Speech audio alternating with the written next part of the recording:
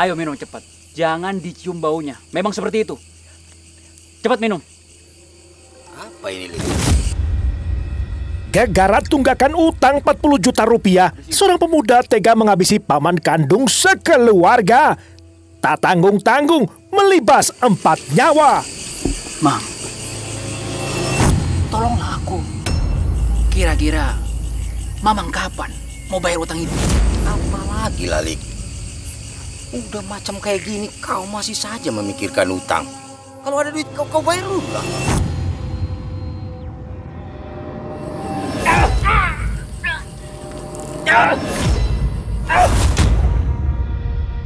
Kaji, satu keluarga dihabisi. Korban diracuni, disiksa tanpa henti sampai mati. Demi sempurnanya Rajapati, keempat jenazah dibuang di beberapa lokasi. Demi juga mengelabui polisi. Siapakah sosok pemuda di balik aksi? Inilah kisahnya dalam Rajapati.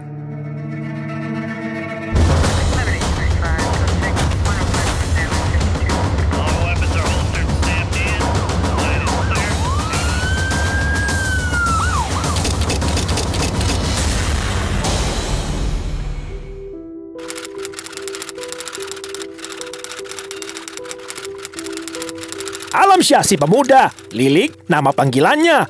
Demi menolong Misman pamannya, ia bersusah payah mengumpulkan uang 40 juta rupiah. Duduk perkaranya, Misman terus mendesak Alamsyah mengemis-kemis pertolongan pinjaman dana untuk membayar tunggakan angsuran bank dengan jaminan surat tanahnya. 40 juta rupiah. Akhirnya terkumpul juga. Awas saja kalau paman Misman sampai tidak tepat waktu. Kalung istri, mobil ini, habis ku gadai. Ditambah lagi, cicilan mobil leasing ini, duitnya semua habis terpakai. Moga-moga bisa menolong si Mamang. Tapi, urusan menebus utang, ya sudahlah, itu urusan nanti.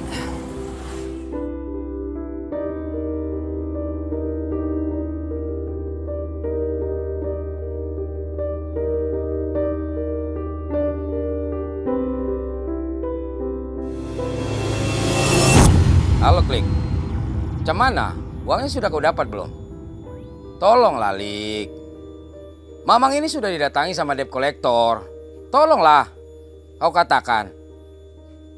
Uangnya sudah sama kau kan? Udah ada, Mang. 40 juta. Aku udah habis-habisan, Mang. Aku pinjam dari teman. Gak di kalung istri. Gak di mobil pula. Tapi untuk penebusannya gimana, Bang? Masalah itu jangan khawatir lah kau. Pasti akan aku bayar semuanya. Tenang aja lah kau itu. Kita ini kan saudara. Kita juga satu darah, satu daging. Gak mungkin lah niatku itu ada menipu kau. Ya. Iya, Mang. Hanya saja, aku pun sekarang harus bayar cicilan utang. Utang untuk bayar utang Mamang. Sama aja lah itu. Ya, sama aja. Pasti Mamang semua bayar, ya. Baiklah, Mang. Tunggulah. Aku masih di jalan. Selayaknya keponakan, Alamsyah serta-merta percaya penuh pada sang paman. Bukan cuma alasan tali persaudaraan yang bikin mereka karib. Tapi paman dan keponakan juga biasa berkongsi bisnis mengangkat aneka benda pusaka lewat ritual gaib. Namun kenyataan kemudian, Misman tidak menepati perkataan. Malah Alamsyah terus-menerus disepelekan.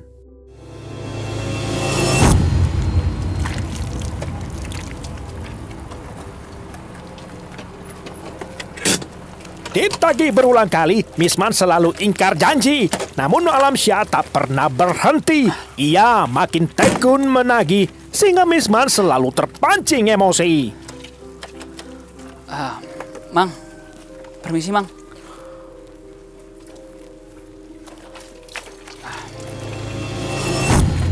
Mang, Aku kesini mau nagih utang, Mang. Soalnya aku lagi banyak kebutuhan, Mang.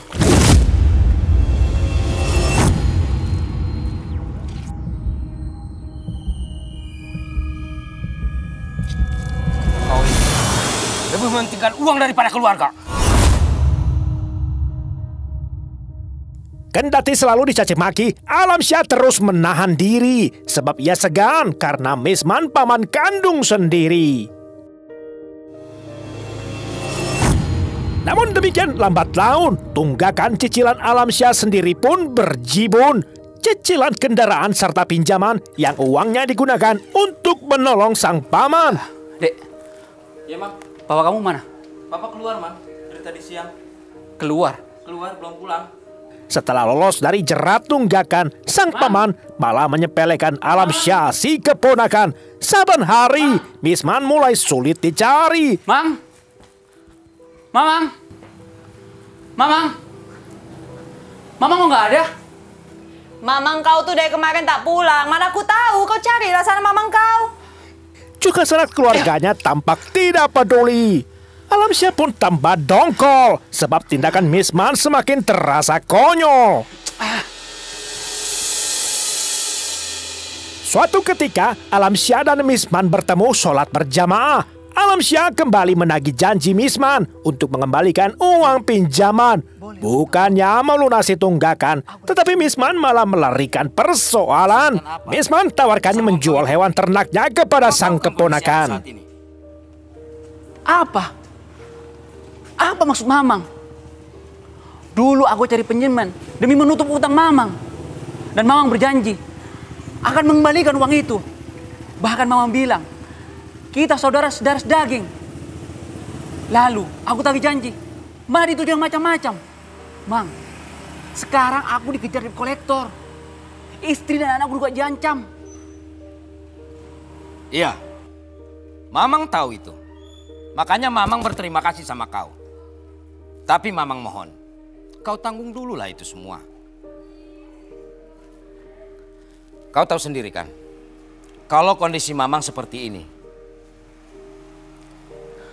macam orang kaya aja Mamang ini.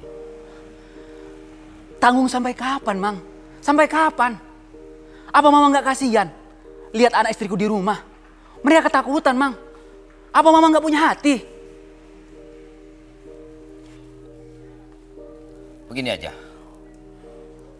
Mamang itu punya 16 ekor kambing. Mamang mau jual 12 juta rupiah. Bagaimana? Gimana sih Mamang ini? Kalaupun aku ada duit, lebih baik aku bayar utang itu. Kemana lagi? Mamang ini sudah bingung. Terserah kau lah, kau tawar berapa. Paling tidaknya buat makan si Dede sama si Tria. Dan bibimu juga minta belanja. Aduh, gimana ya Mang? Tapi Mang, lebih jelasnya, ini tidak mengurangi pokok pinjaman Mamang ya. Ya, atur aja lah, terserah kau lah itu. 8 juta, boleh? Yang benar aja kau. Masa 16 kambing kau tawar 8 juta? Lebih baik aku bawa ke pasar. Gampang itu. Mamang ini perhitungan sekali. Apa Mamang sudah lupa?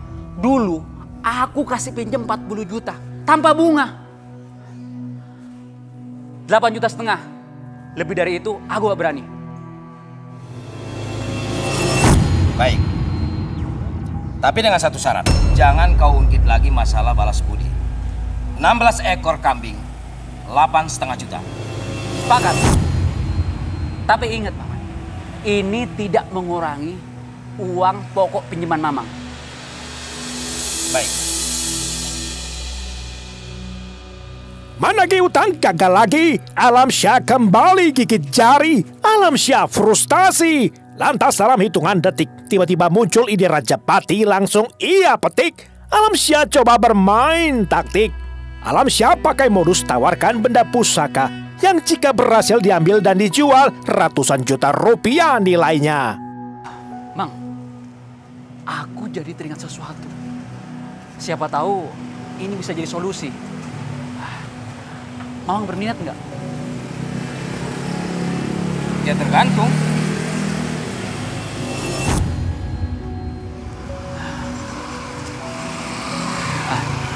Mang, jadi gini Mang, ini soal harta goib.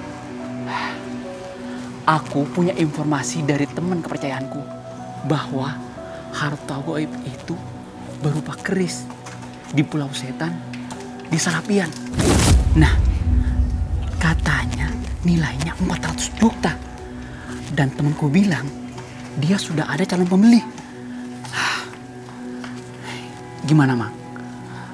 Mang berniat nggak? Mamang kan biasa tuh ngangkat harta goib. Jadi kalau berhasil nanti hasilnya dibagi 3. Aku, Mamang, dan temanku. Bisa-bisa kau aja itu. Kalau memang bisa, kenapa nggak kau sendiri aja? Aku serius Mang. Cuma aku berpikir kenapa nggak ngajak Mamang aja. Toh nanti kalau memang kita dapat duit, kan Mamang bisa lunasin utang. Win-win solution. Ya udah, aku pikirkan dulu. Kalau memang itu positif, aku kabari kau segera. Secepatnya Mang.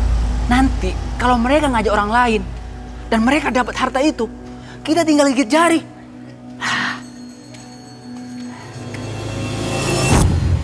Secepatnya Mang.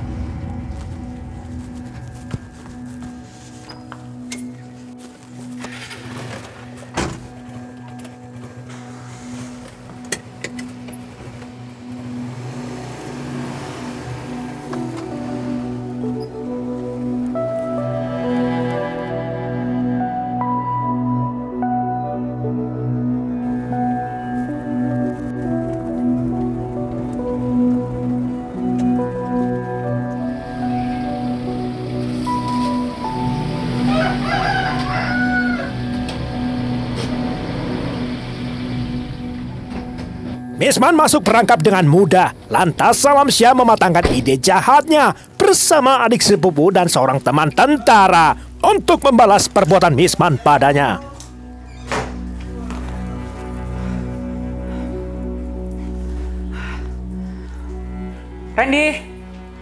Randy, di mana kau Dek?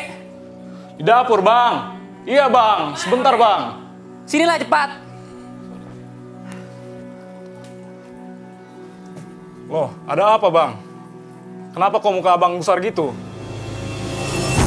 Si Mamang, si Misman, punya utang gak bayar-bayar. Lama-lama masuk kantor polisi juga. Kau habisi pula dia. Kurang ajar sih sama Mamang itu, Bang. Habisi aja, Bang. Daripada masuk kantor polisi. Malah keluar duit kau nanti. Coba aku tanya dulu sama temanku yang Tara, si Pujanto.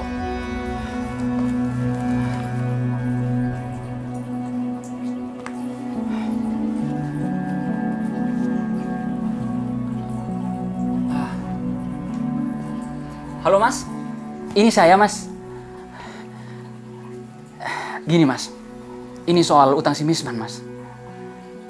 Iya Mas, jadi sampai sekarang Misman belum bayar utang juga Mas.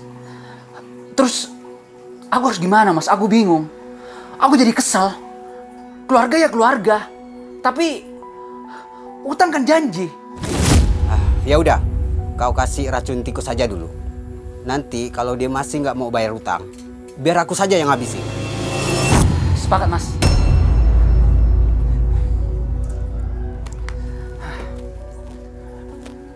Nanti nih, kalau si Misman belum bayar utang pula, ku habisin juga dia.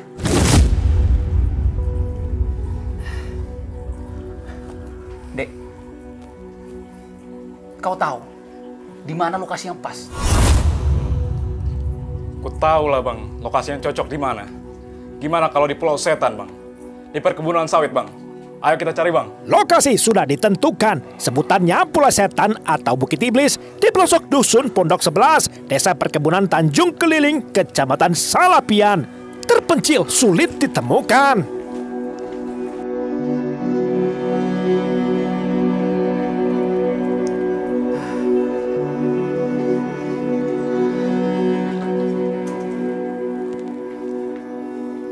Halo Mang, ini aku Mang. Rencananya aku mau ambil kambing Mang, nanti sore. Oh ya Lik, datanglah. Aku pikir kau lupa. Oh ya Lik, aku mau tanya tentang masalah pengambilan keris di Pulau Setan. Iya Mang, kenapa rupanya? Mamang tertarik. Tapi ada syaratnya Mang. Apa itu syaratnya? Syaratnya Mamang itu, Mamang harus bawa keluarga lengkap. Istri dan anak-anak Mamang. Wah itu bisa diatur lah ya, gak apa-apa. Ya udah Mang, nanti ketemu jam 9 malam. Di lokasinya ya. Oke.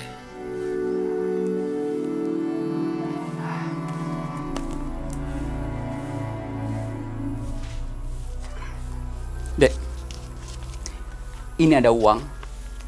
Kamu beli racun serangga. Untuk apa bang racunnya? Untuk membunuh si Misman dan keluarganya. Pasti dia datang ke sini. Dan kamu tenang aja, semuanya aku yang handle. Ya udahlah bang, aku beli dulu lah. Ya.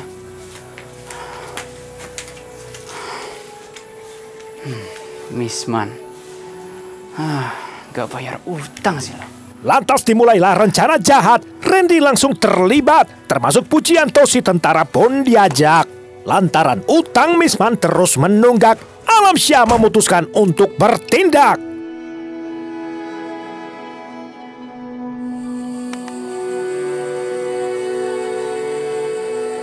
Mang, aku udah ada di lokasi. Jangan lupa bawa barang-barang persyaratannya ya. Oh iya Lik, itu tikar, kayu sama gelas kan? Betul Mang. Ya udah Mang, aku tunggu Mang. Alamsyah dan Randy menunggu waktu di lokasi selagi keduanya mematangkan nyali. Lalu tibalah Praka Pujianto bersama temannya bernama Praka Samsunar di Saragi. Sementara kedua tentara aktif yang datang ke lokasi sejatinya tidak tahu menahu soal rencana Rajapati. Sebab Pujianto maupun Saragi ditawari Alamsyah bekerja untuk sebuah proyek dengan janji imbalan uang 100 juta atau mobil minibus bakal diberi bila proyeknya berhasil nanti. Dia mau ikut bantu. Iya, bentar lagi mereka pasti datang.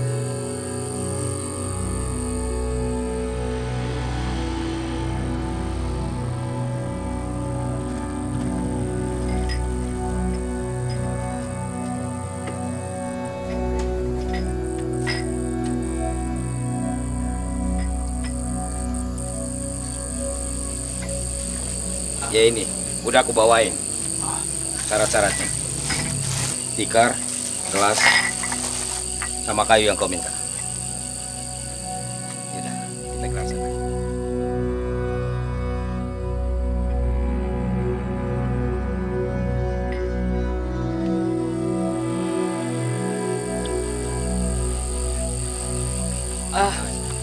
Mang, bukan di sini Mang, tapi di sana tempatnya Mang.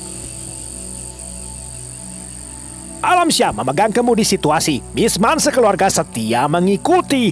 Begitu pula Pujianto dan Randy yang mulai menyadari situasi mengarah pada aksi Rajapati. Bu, ya, aku di sini aja ya Bu. Ya.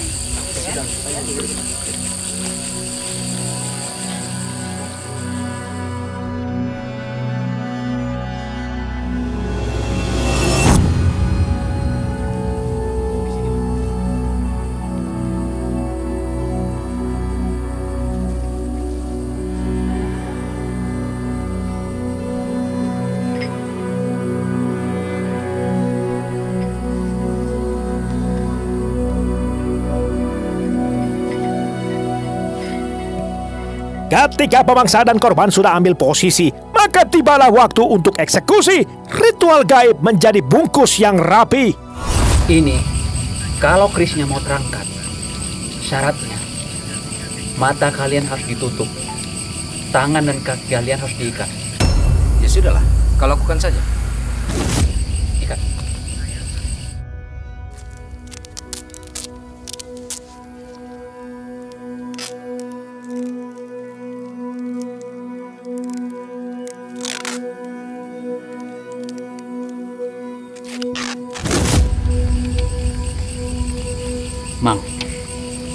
Ini utang. Kapan mau dibayar? Orang-orang panagi utang semua sama aku. Macam begini, kau masih memikirkan utang. Sudahlah, nanti ajalah itu. Sekali lagi Alamsyah dipermalukan, Alamsyah disepelekan. Tak banyak bicara, Alamsyah pun bangkit mengambil botol air oplosan racun serangga. Tak disangka, Alamsyah melihat saudara sepupunya Tria. Kaki tangannya terikat sudah tidak berdaya. Namun fokus Alamsyah sedang tidak kepadanya. Acuh saja, Alamsyah lalu kembali menumpahkan cawan murkanya.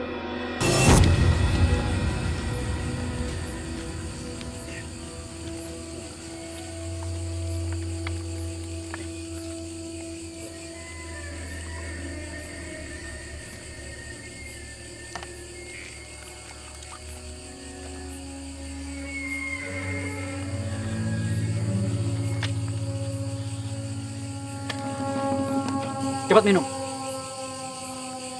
Jangan dicium baunya. Memang seperti itu. Cepat minum. Apa ini, Lik? Habisin terus.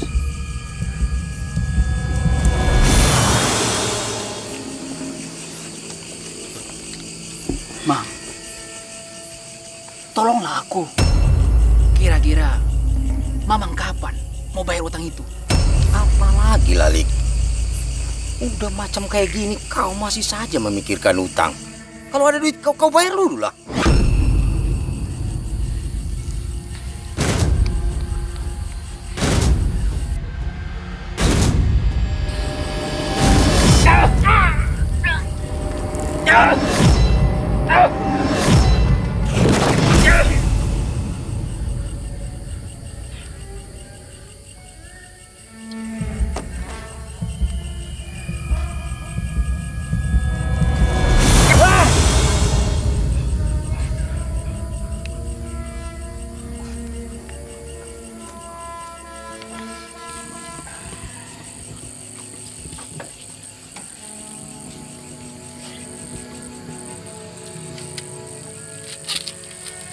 Alamsyah teringat pada Tria, anak bungsu Misman yang tersisa.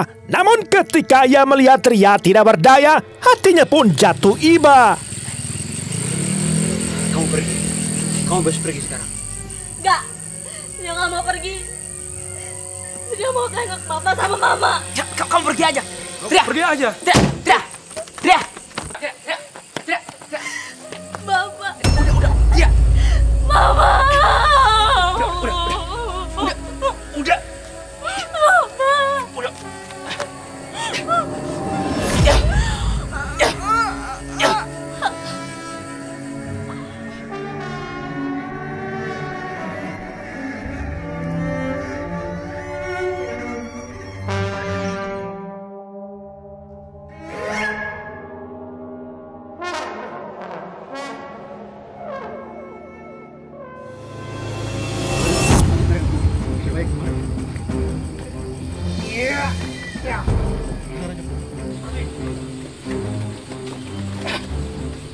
Empat nyawa satu keluarga malam itu mati bersimbah darah. Gara-gara utang 40 juta rupiah, Alamsyah takluk pada denda murka. Ditunggangi nafsu neraka. Yaudah, kalian nyusun naik motor, ya. Bikin aku ya. Oke? Siap.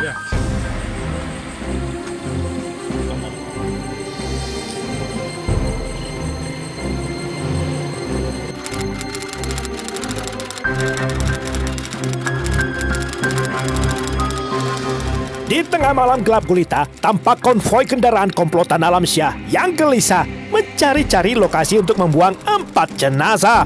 Sekeluarga Misman, sang paman.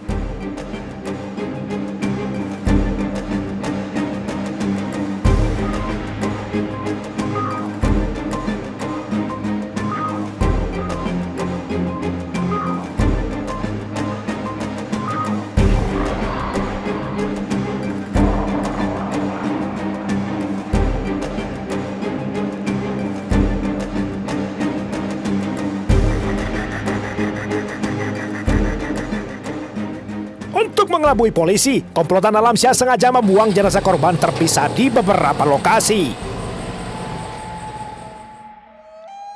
Berangkat dari Pulau Setan, Kecamatan Salapian, Alamsyah memimpin konvoi ke desa Kuala Musam, Kecamatan Batang Serangan. Lokasi pertama pembuangan, Kalak, tempat jenazah Dedek dan Tria pertama kali ditemukan. Selanjutnya jenazah Misman, dalam radius 3 km masih 1 kecamatan. Lantas di lokasi ketiga, jenazah Sulia, istri Misman ditemukan.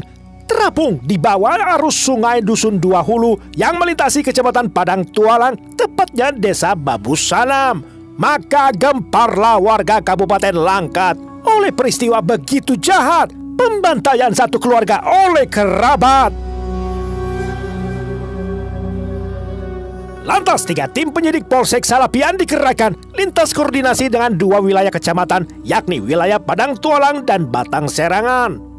Sejumlah saksi dimintai keterangan, hingga kemudian polisi melakukan serangkaian penangkapan. 4 tersangka langsung ditahan. 2 diantaranya tentara aktif yang lantas diserahkan pada Subdenpom 1 Binjai Kodam Bukit Barisan. Peradilan militer kelak menjadi saluran.